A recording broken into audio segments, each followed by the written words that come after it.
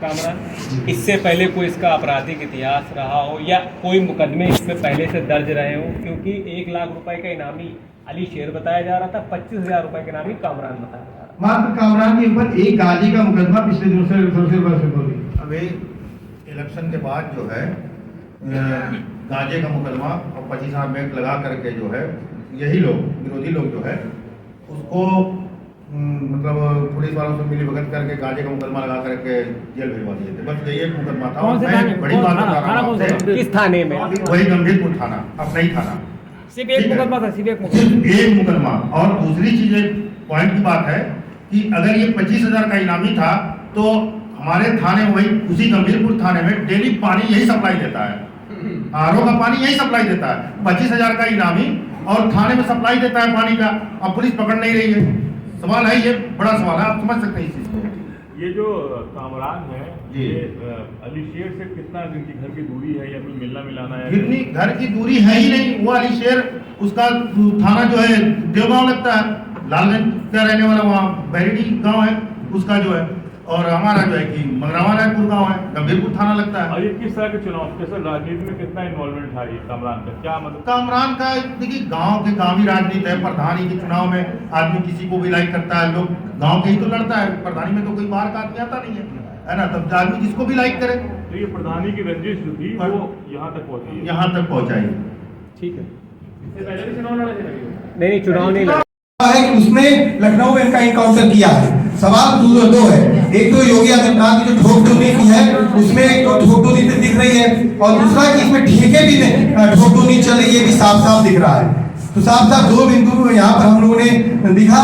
और हम लोग इसके पहले आजमगढ़ एसपी से मुलाकात की इस मामले में, क्योंकि आजमगढ़ एसपी और डीएम, क्योंकि हम लोग आजमगढ़ के रहने वाले हैं, तो आजमगढ़ एसपी डीएम से मुलाकात की। तो उन्होंने कहा कि आप जो है, क्योंकि लखनऊ में घटना हुई है तो लखनऊ में आप जाकर इसके बारे में कहिए, मैं भी एक कवरिंग लेटर लगा करके हम आपकी जो है बात को पहुंचाते हैं। इसके बाद आज हम लोग सुबह डीजीपी से मुलाकात किए, और मुलाकात करने के बाद डीजीपी से मुलाकात करने में इमरान साहब और फरहत जी जो उनकी भाभी हैं, ये दोनों लोग गए थे और डीजीपी से मुलाकात की।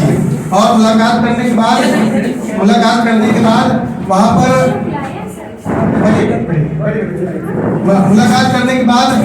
पर आज ये प्रेस कॉन्फ्रेंस की जा रही है। तो मैं चाहूंगा कि सबसे पहले जो मुलाकात करने गए थे इमरान साहब के भाई हैं, मैं चाहूंगा वो अपनी बात रखिए। इमरान साहब।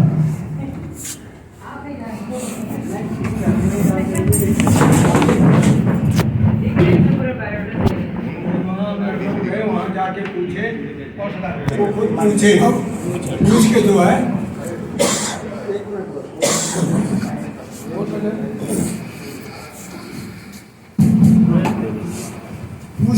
है हम जो बताए जो है, तो जो है हमारी बहन जो है वो बताई कि जो है वो इसका जो है मर्डर वो नहीं है, काउंटर नहीं है, इसको हत्या की गई। हम भी जो है जब वहाँ देखे लाश को, तब जो है 2 दांत नीचे का टूटा है, 2 ऊपर का टूटा है, आँख फोड़ी है, कलाई पे यहाँ जो पसली तोड़ी है, कलाई जो है पूरा तोड़ी हुई है, हाथ पे किस चीज से मारे हैं, क्या हुआ है, ये जो है यहाँ, और ये काला काला से निशान भी लगा हुआ पड़ा है सब। तो इससे मालूम होता है कि ये जो है वहाँ से हत्या हुई है, और उसके बाद फिर यहाँ ले आके काउंटर का आरोप लगा। कब आप जो पूरा बताइए, कब आपने अपने भाई को कब लास्ट बार कब देखा था, कैसे उठा, वो बताइए। हम जो है वो शाम को 4 बजे फोन किया, पानी का प्लांट चलाता है, शाम को फोन किया। वो बोला उससे कि जो है एक लड़का बोला जो हमको पैसा चाहिए, कहे हमको 30 रुपया चाहिए। मैं बोला वो 30 रुपया मत लो, जो वो दूसरा कहे उसको फलाने को फोन दो, दूसरा जो उससे बड़ा वाला उसको दिए फोन, बोला जो इसको 100 रुपया दे दो। ये बता के उसके बाद फोन वो काट। इसके बाद जो है गया वॉलीबॉल खेला, खेलने के बाद वहाँ जो विशाम जो है चौराहे पे जो है वो चाय पी रहा था, वहाँ विशाम के भी 2-4 लोग देख के बताए। उसके बाद जो है फिर कहाँ गया ये मुझे नहीं मालूम। फिर उसके बाद पता लगा कि जो है इसका जो है 9-9:30 बजे रात के वो गंभीरपुर थाने से जो है थानेदार आके बोल रहा है कि इसका जो है वहाँ लखनऊ में काउंटर हो गया है, जाओ लाश को देखो ले गया। तो जब वहाँ पता लगा और ये दूसरा एक आदमी सुना, उसके पास उसका फोन आ गया थानेदार के पास, बोला हला हाँ बोला थोड़ा जिंदा तो बोला और एक ठोक दो। अब बताओ ये जो है, मैं तो ये समझ रहा हूँ ये हत्या है काउंटर में।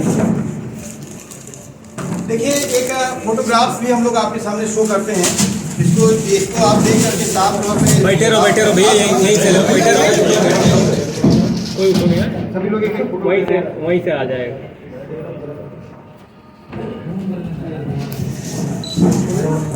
ये फोटो ले आगे बढ़िए।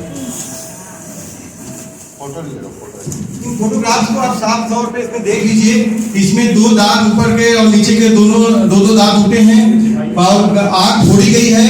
और इसके बाद कार से खून आया था, जो कि कार के पर्दा ऐसे लगता है फटा हुआ था, और बाई कलाई और जो दाहिने कलाई और दाहिना तो कंधा झुका हुआ था। तो ये आप देख सकते हैं कि पूरा जिस तरह से ये पूरा मामला जो कहा जा रहा है कि मुख्तार अंसारी के शूटर के नाम पे, मुख्तार अंसारी के नाम पर हर चीज को जायज ठहराने की कोशिश की जा रही है। आप सभी मीडिया बंधुओं से आग्रह है कि इसको आप देख सकते हैं कि कोई भी खुली आंख से देख करके समझ सकता है कि ये किस क्रूएल्टी के साथ इसको लड़के को मारा गया है, और मारे जाने के बाद फिर इसको जो है दिखाया जा रहा है। मैं उनकी भाभी फरहत जी से निवेदन करूंगा कि फरहत जी वो अपनी बात रखें। इधर ले आई, यहाँ पे बिठा दीजिए, ऐसा है ना कि यहाँ बिठाई। सवेरे 6 बजे 4 बजे जब निकला, पानी बना के पानी बांट के फिर वो चला गया खेत में गया, वहाँ से चला गया मैच देखने, गेंदा देखने। हम सामने आएंगे 4 बजे, जब वहाँ से पता चला तो नहीं आया घर पे, और उसका 9 बजे इन्वर्टर का ऑर्डर आ गया और पानी बना के चला रहा था। अगर वो अपराधी होता या कुछ होता तो उसको घर पे नहीं रहता, बाहर बैठ रहता, मगर वो घर पे हमेशा यही घर पे रहता। होटल पे बैठ के 1 बजे 2 बजे रात तक रेडू खेलता था, कभी कहीं नहीं जाता था। थाने पे पानी इधर उधर पानी बढ़ता, अगर अपराधी तो मशीन नहीं चलाता तो वो भी मशीन काटने वाली सारे देश में चलाने जाते थे। इसलिए तो अपराधी हमारे घर पे एक नोटिस तो भी नहीं आई कि वो अपराधी है, उसको पकड़ के ले जाए। उसको सिर्फ लोगों ने मारा है। कि मुझे ये घटना अपने मित्रों से पता है, अखबार से नहीं पता है। तो आमतौर पे इस तरह की घटना होती है तो पुलिस और सरकार बहुत वाहवाही लूटने की कोशिश करती है कि हमने एनकाउंटर में अपराधियों को, आतंकवादियों को मारा। लेकिन इस बार ये मामला क्यों नहीं अखबारों में है, ये बड़े आश्चर्य का विषय है। और हमें लगता है कि अब जो है लोगों को समझ में आ गया है कि बार बार इस तरह की घटनाएं होती हैं। कभी आप किसी को ये बता के पकड़ लेते हैं कि ये आतंकवादी घटना को अंजाम देने वाले थे, या एनकाउंटर में इतने सारे लोग मारे गए हैं। इस पर बहुत सवाल उठ रहे हैं, सुप्रीम कोर्ट सवाल उठा रहा है इस पर, खास करके उत्तर प्रदेश को लेकर। अभी हाल में टिप्पणी की गई है कि आप उत्तर प्रदेश में कर सकते हैं, लेकिन ये यहाँ सुप्रीम कोर्ट में ये नहीं चलेगा। तो हमें लग रहा है कि योगी सरकार की पोल खुल रही है। और दूसरा कि उनका दावा है कि अपराध खत्म हो गया है, लेकिन आप देखिए किस तरह से पुलिस अपराध कर रही है। और भारतीय जनता पार्टी के नेता, आप बताइए, अजय मिश्रा टेनी, जिसके लड़के ने किसानों पर ट्रैक्टर चढ़ा दिया, वो अभी यहाँ लखनऊ की सभा में वो उनके बगल में खड़े हुए हैं गृह मंत्री अमित शाह के। तो ये जो है, लगता ऐसा है कि सारा अपराध की जिम्मेदारी अब पुलिस और भारतीय जनता पार्टी के नेताओं की हो गई है। और ये जो है अपना आंकड़ा बढ़ाने के लिए काम कर रहे हैं कि हमने इतने अपराधियों को, आतंकवादियों को मार दिया गया। लेकिन अब इसकी जो है पोल खुल रही है और जनता ये समझ रही है कि ये पूरा जो है सांप्रदायिक ध्रुवीकरण के उद्देश्य से इस तरह की घटनाएं की जाती हैं। ज्यादातर लोग जो पकड़े जाते हैं आतंकवाद के नाम पे, ये जो मारे जाते हैं, वो निर्दोष हैं और असली अपराधी कहीं और हैं। ठीक है। कामरान के खिलाफ पुराना कोई मुकदमा नहीं था। जो भी मुकदमा हुआ है ताज़ा मुकदमा हुआ है, और ताज़े मुकदमे होने के बावजूद उसको गिरफ्तार नहीं किया जाता है। जबकि ये कागमेलू रखने था, और उसको गिरफ्तार न करना और 25,000 का पर इनाम घोषित करना, ये अपने आप में दर्शाता है कि ये कहीं से कुछ साजिश है। दूसरे 4 बजे तक ये पाया जाता है अपने गांव में, जहां पर मर्डर किया गया है, वहां पर अगर 4 बजे तक वो वहाँ पर था तो 9:30 बजे तक इनको खबर मिलती है कि उसका इनकाउंटर हुआ। कुल 5-5.5 घंटे का अंतर है वहाँ से और लखनऊ तक में। STF, मेरी अपनी जानकारी है ये ठेका लेते हैं मर्डर का,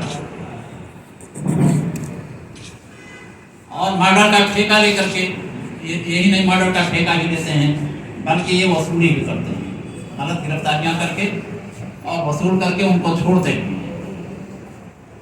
STF एक ऐसा गैंग यूपी का हो गया है, जो एक क्रिमिनल को करना था वो ये STF क्रिमिनल कर रहा है। STF बहुत कुछ संभव है कि इनके प्रधान से पैसा लेकर के, वो चूंकि पैसे वाले हैं, मरवाना चाहेंगे, किसी को मरवा सकते हैं। STF से संपर्क किया और उन्होंने फिर ये कांड किया। कांड इसलिए फर्जी लगता है इनकाउंटर का, क्योंकि जो गोली के निशान है, अगर ताजी गोली लगेगी, जिंदा आदमी पर लगेगी, तो वहां से खून रिश्ता हुआ मिलेगा। आप फोटो देख लें, जहां पर गोली लगी है वहां से खून रिश्ता हुआ नहीं दिख रहा है। खून रिश्ता हुआ अलग जगहों से दिख रहा है, कान से दिख रहा है और कहीं से दिख रहा है। दूसरी बात यह है कि अगर इनकाउंटर किया जाता है तो गोली लगने के बाद वो आदमी गिर जाएगा, और गिरने के बाद दूसरी गोली, तीसरी गोली जितना चाहे चला करके मार देंगे। उसके दांत नहीं तोड़े जाएंगे, आंख नहीं फोड़ी जाएगी, हाथ नहीं तोड़ा जाएगा, पैर नहीं तोड़ा जाएगा। हाथ पैर का तोड़ना, आंख का तोड़ना, दांत का तोड़ना, ये जाहिर करता है कि उसका मर्डर पहले किया गया है और गोली बाद में चलाई गई। अब इतने सब सबूत हैं, पोस्टमार्टम रिपोर्ट क्या कहती है ये तो बाद में देखा जाएगा, लेकिन जो बॉडी है, मरने वाले की बॉडी, मरने वाली बॉडी की बॉडी पर एंटी मॉर्टम इंजरी क्या है ये देख करके तय किया जा सकता है कि पहले उसको मारा गया और मारने के बाद गोली चलाई गई। अगर पोस्टमार्टम रिपोर्ट मिलेगी तो उसमें देखा जाएगा कि कितना हेरा-फेरी की गई है। इसलिए कि अगर पुलिस का मामला सीधा रहता है तो पुलिस अपने को बचाने के लिए हमेशा डॉक्टरों से मिल करके पोस्टमार्टम रिपोर्ट में एंटीमार्टम इंजरी अपने तरीके से कर सकती है। अगर एंटीमार्टम इंजरी में ये चीजें नहीं भी मिलती हैं कि हाथ टूटा है, दांत टूटा है, आंख टूटी है, तो भी लाश को देखने के बाद ये तय किया जा सकता है कि ये इंजरीज, एंटीमार्टम इंजरीज पहले की हैं और गोली बाद में लगी है। और कोई भी इनकाउंटर की इजाजत CRPC उसी वक्त देती है जब इनकाउंटर करने वाले, यानी गिरफ्तार करने वाले लोग ये समझ लें कि उनकी जान को खतरा हो गया है, तब वो गोली चला सकते हैं। उससे पहले गोली चलाने का अधिकार किसी भी पुलिस ऑफिसर को नहीं। अपनी सेल्फ डिफेंस में आम आदमी जिस तरह से तक पाए गए लोगों के निशान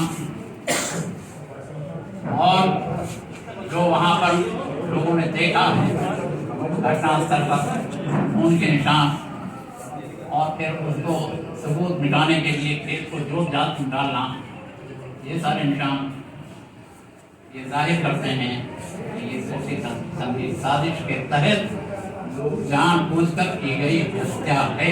ये ऐसे जो पुलिसकर्मी हैं जो शामिल हैं, मैं उनके खिलाफ किस तरह की कार्रवाई की मांग करेंगे, कैसे जाएंगे, लीगल तरीके से कैसे जाएंगे? कार्रवाई तो जो है वो है ही। जैसे ये लोग मिले थे SP आजमगढ़ से, SP आजमगढ़ ने अपना पल्ला झाड़ा, कहा इनकाउंटर लखनऊ का है, जो कुछ कार्रवाई होगी लखनऊ में होगी। लेकिन CRPC में ये प्रोविजन है कि जहाँ से किसी को उठाया गया है वहाँ की पुलिस को यह अधिकार है कि वो अपने यहाँ रिपोर्ट दर्ज करे, लेकिन रिपोर्ट का दर्ज न किया जाना ये अपने आप में साजिश को दर्शाता है। नहीं, आपका कहना ये है कि हत्या वहाँ की गई, लाके यहाँ डाला गया। आप लोग जब आए तो कहाँ मिली आप लोग को बॉडी? आप लोग जब आए तो बॉडी कहाँ मिली आप लोग को? बॉडी तो हमें पुलिस वालों ने दिया। नहीं, कहाँ, मतलब घटना स्थल पे देखा था आप लोगों ने? बढ़िया घटना स्थल पे देखा था? नहीं पोस्टमार्टम के बाद पोस्टमार्टम हाउस पे देखा था आप लोगों ने? पोस्टमार्टम जहाँ पर हुआ मुर्दा घर में। अच्छा। तो आपका कहना ये है कि आप मर्चरी है, मेडिकल कॉलेज की मर्चरी है वो। मेडिकल कॉलेज में। अच्छा, इनका कहना है इनकाउंटर कहाँ दिखाया गया? आपका कहना है कि हत्या वहाँ की गई, यहाँ लाके दिखाया गया। अच्छा, अब आगे का क्या स्टेप है आपका? आगे का स्टेप यह है कि पहले ही स्टेप लिया गया कि एप्लीकेशन देने की कोशिश की गई एसपी आजमगढ़ को, उन्होंने नहीं किया। फिर उसके बाद में डाक से भेजी गई है वो एप्लीकेशन की तहरीर भेजी गई है कि उस पर रिपोर्ट दर्ज करके और इसकी जांच की जाए, विवेचना की जाए और विवेचना में जो लोग दोषी पाए जाएं उनके खिलाफ कार्रवाई की। ये जो रिपोर्ट आप दर्ज करने की बात कर रहे हैं, ये नामजद रिपोर्ट है या अज्ञात? नामजद रिपोर्ट किसको की जाएगी? आप आरोप लगा रहे हैं हत्या का। नामजद रिपोर्ट नामजद में यही कहा गया है कि इनसे हमारी दुश्मनी थी और ये कुछ भी करा सकते हैं। नहीं, उनके खिलाफ, प्रधान के खिलाफ। प्रधान ने जो पुलिस वाले हैं उनके खिलाफ आपने क्या एप्लीकेशन दी है? जो डीजीपी को आपने एप्लीकेशन दी है, प्रधान और पुलिस के खिलाफ है वो एप्लीकेशन की कॉपी आप लोगों को अभी मुहैया करा दी जाएगी। उसमें जो है जो जिन लोगों से इनके विरोधियों से दुश्मनी है उनके नाम है, प्लस पुलिस का है, अपने स्थानीय पुलिस का भी है, क्योंकि उसने जिस तरह से वहाँ सबूतों को जो संभावित घटनास्थल हो सकता है आजमगढ़ में, वहाँ से सबूतों को मिटाने की कोशिश की गई है, उसका भी जिक्र है। वो एप्लीकेशन आपको दे दे और प्रेस नोट में उसका पूरा जिक्र है। तो वहाँ किसी ने देखा पुलिस को पकड़ते हुए इनको, कामरान को, कि वहाँ से लाए हूँ, कोई ऐसा कुछ है था? नहीं, ऐसा कुछ नहीं था, लेकिन 4:30 बजे तक वहाँ कामरान देखा गया और उसके बाद नहीं देखा गया, उसके बाद वो जगह देखी गई। ठीक है।